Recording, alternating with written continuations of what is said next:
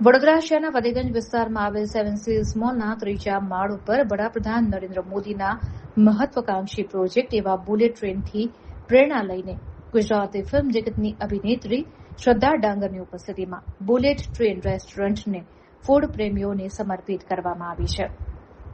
જે વિશે માહિતી આપતા સેવન સીઝ મોલના ઓનર વિજયભાઈ અગ્રવાલે જણાવ્યું હતું કે વર્ષ 2016માં કામ અર્થે ચાઇના જવાનો અવસર મળ્યો તે સમયે બુલેટ ટ્રેનમાં મુસાફરી કરી હતી અને ત્યારબાદ ભારત દેશના વડાપ્રધાન નરેન્દ્ર મોદીએ મુંબઈથી અમદાવાદ વચ્ચે વર્ષ 2030માં બુલેટ ટ્રેનનો પ્રારંભ થશે તેવી જાહેરાત કરી, જેથી મને પણ વિચાર આવ્યો કે બુલેટ ટ્રેનમાં લોકો વર્ષ 2030માં મુસાફરી તો કરશે, પણ તે પહેલા તેઓને બુલેટ ટ્રેનમાં બેસવા જેવો અનુભવ મળે અને એ માટે થઈને 45 દિવસ મુંબઈથી વડોદરાના રોડ પર શૂટ કર્યું અને તેને એલઈડી સ્ક્રીન પર મૂકવામાં આવ્યા છે, જેનાથી રેસ્ટોરન્ટમાં આવનાર દરેકની ટ્રેનમાં બેઠા હોય તેવું ફીલ થશે. જે માટે થઈને 3 મહિના સુધી 100 લોકોની ટીમ કામે લાગી હતી અને આ પ્રોજેક્ટને સફળ બનાવ્યો હતો. રેસ્ટોરન્ટના ઉદઘાટન પ્રસંગે ઉપસ્થિત રહેલ અભિનેત્રી શ્રદ્ધા ડાંગરે જણાવ્યું હતું કે સેવન સીઝ મોલના ઓનર વિજય અગ્રવાલના સુંદર પ્રયાસથી ફૂડ પ્રેમીઓ બજેટ સાથે લક્ઝરી અનુભવ કરશે.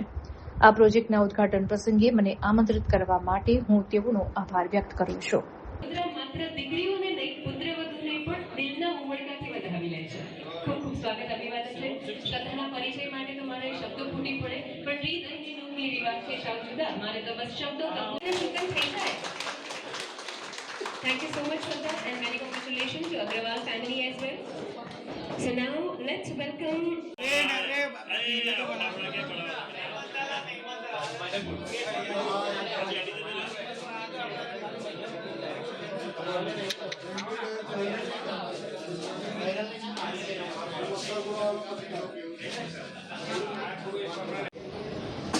Thank you so much. Thank you so much. Thank you so much.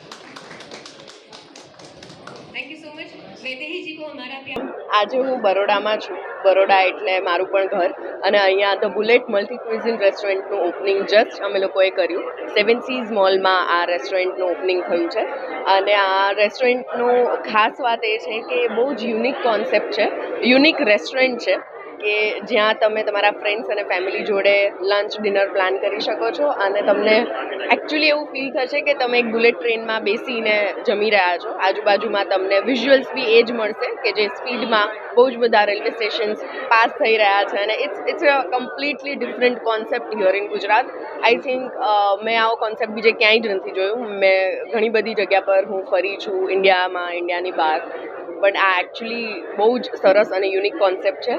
અને જે ઓનર છે એમનો મૂળ હેતુ એ છે કે ફેમિલી જે પણ આવે આપણા રેસ્ટોરન્ટમાં એમને શુદ્ધ શાકાહારી અને એકદમ ચોખ્ખું ભોજન મળે, કારણ કે આપણા ફેમિલી મેટર્સ અ લોટ, અને આપણે ગુજરાતીઓને ખાવાનો પણ એટલો જ શોખ હોય છે.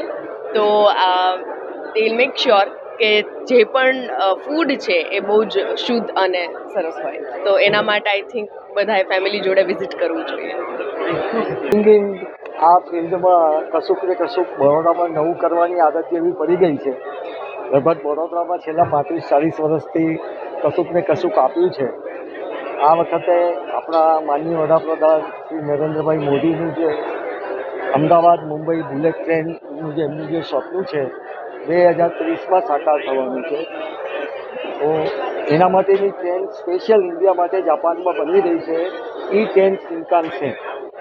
તો એનો ગૂગલ ઉપરથી અને બીજા બધા સોર્સથી એની માહિતી લઈને એક્ઝેક્ટ ડિટ્ટો એવી ને એવી ટ્રેન બનાવી છે. પ્રયત્ન કર્યો છે કે એક્ઝેક્ટ એવી ને એવી ડિટ્ટો બને, અને 2030માં જ્યારે આવે એ પહેલાં વડોદરાવાળાને ખ્યાલ આવી જાય કે આવી બુલેટ ટ્રેન આવવાની છે.